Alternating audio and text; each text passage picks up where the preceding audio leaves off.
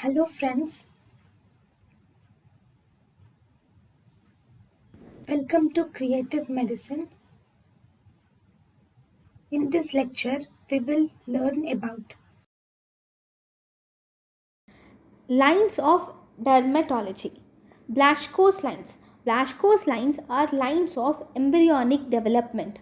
Keratinocytes travel to the skin through these lines, which are BLASCHKO's lines. So, these lines are constant lines and midline demarcation is present in BLASCHKO's lines. They can be V-shaped and S-shaped, spiral and straight. They are V-shaped in the chest region, S-shaped in the abdomen, spiral in the skull, whereas straight in the legs.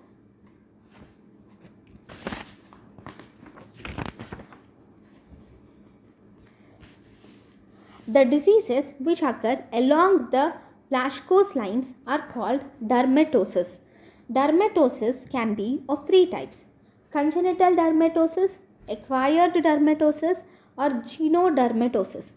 Congenital dermatosis are verrucous epidermal nevus, hypomelanosis of phyto. Acquired dermatosis are lichen planus and psoriasis.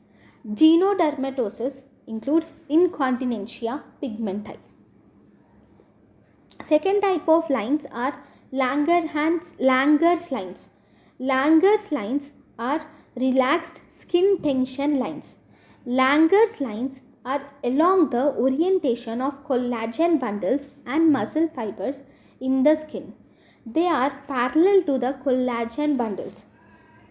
Because they are parallel to the collagen bundles, Langer's lines are very important in surgical incisions and forensics. These Langer lines are not constant.